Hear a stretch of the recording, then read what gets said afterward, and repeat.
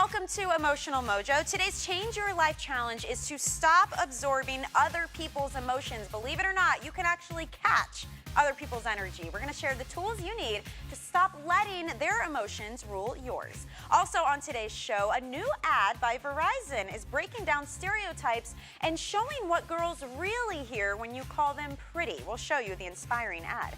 And speaking of beauty, we are checking out how one journalist went around the world to find out how beauty is defined across the globe. We'll check out her before and after project coming up. Plus, despite his perceived disabilities, today's guest just reached the summit of the highest freestanding mountain in the world, and he will join us live to tell us how he did it. We've got that and so much more happening right now on Emotional Mojo.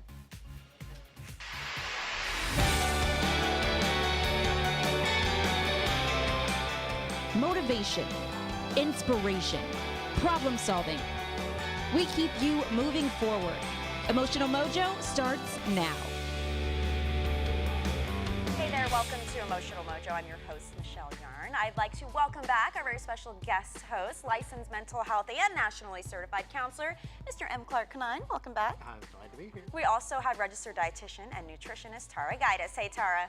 Hey, Michelle. So every day here on Emotional Mojo, we ask you to join us to change your life by taking on our daily challenge. We want you to take the next hour and devote it just to you by working on changing just one small thing that'll have some really big results. And that hour starts right now. The clock is already ticking. There are 58 minutes left for you to challenge yourself to make that change. All right, thanks, Tara. So that challenge is to stop absorbing other people's emotions. You know how sometimes you can just feel the energy in the room, or you can feel a person's anxiety? Absolutely. Well, those energies from other people, without even realizing it, can be absorbed, especially the negative one. But what you're feeling could be your own, it could be someone else's, it could be a combination of everybody's, bad mojo happening. So we're gonna look at some ways to tell the difference, and that way you won't fall prey to absorbing other people's emotions. And I imagine, as a licensed mental health counselor, a lot of times when you're counseling someone, it's everybody else's effect on them as well as their own. Well, absolutely. The concept is empathy. It is absolutely vital to our society. It's what allows us to understand and feel what other people are feeling, so that we just don't run around our entire lives being self-interested. But the problem is when that goes overboard. So these are the things you guys can do. You need to identify whether or not you are susceptible to this. And Clark, how do you know if you're the type of person who will always feel other people's energy and let it affect you? Well, first of all, they're called micro cues. They're little tiny things that people do that you pick up on. Okay. And if you are the kind of person that you hear folks saying, gosh, you sure are sensitive, or you always seem to be upset, or you notice that you feel agitated or uncomfortable in a number of different kinds of settings, you might be very sensitive to those micro cues. Okay, so keep an eye out for that kind of thing. Now, once you've identified that, you have to seek the source. Absolutely. So you've got to figure out the source of the anxiety. Well, most specifically, is it you or is it someone else? Right. Are you feeling your own feelings, or are you absorbing, so to speak, someone else's? If someone else is having a day where they're running 15 minutes late, there's no reason you should feel stressed out. All of a sudden, you feel all anxious because you sense their anxiety. Absolutely. Yeah, that's interesting, because I feel like it's funny you just randomly use that example, but I think I've done that before. Well, we all do at one point or Yeah. another. It's a matter of how far and unhealthy it gets. Okay. You also need to distance yourself from the suspected source wherever possible. Now, Yes. this is interesting because we're talking quite literally distance yourself. Simplest way to look at it, if you put your hand over a fire and start feeling burned, what are you going to do? You're going to Move pull your your hand away. You're going Yeah. to distance your hand from the harming effect. Yeah.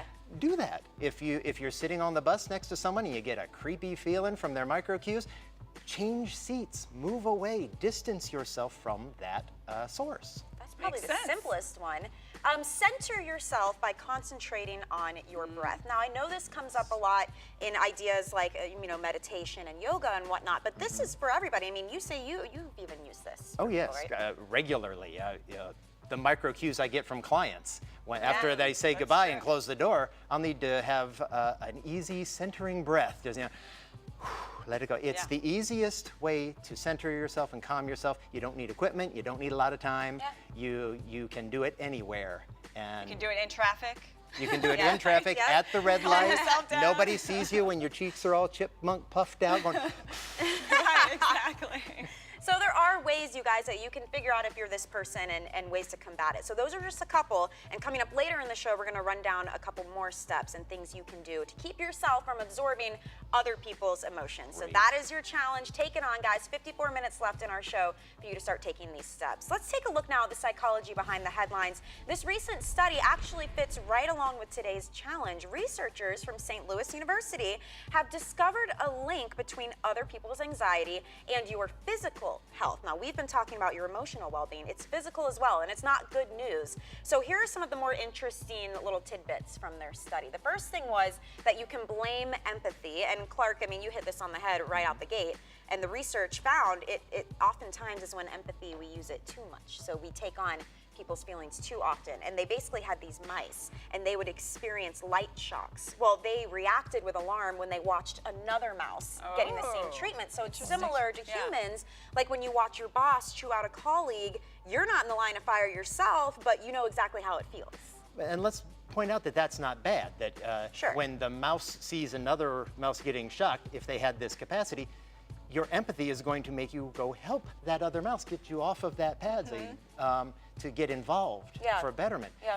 It's when the mistake happens that you think that it's sincerely happening to you Right. that the problem That's the happens. problem. Okay. Check this out. They also found you really can smell someone else's fear. Smelling chemicals produced by sweat that often result from a stressful situation can actually subconsciously trigger the fear center of your own brain, even when there is no reason to be afraid. So these alarm pheromones, they're calling them, make you more aware of potential threats. But as a result, you're in this constant state of high alert, and that creates anxiety. Well, you always hear that, like with a shark. You know, if you see a shark in the water, you're supposed to try to stay calm because they can smell your fear, right? Yeah.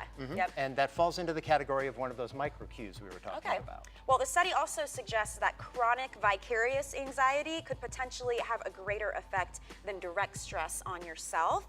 And it says, remember to put on your own oxygen mask first. This advice applies to stress, relaxing, meditating, exercising. This can do wonders when you have to deal with someone else's stress, and then you're in a better position to help out if they need your help. It's misperceived as selfish, but it's Yeah. actually self-care. You take care of yourself to be better able to help others.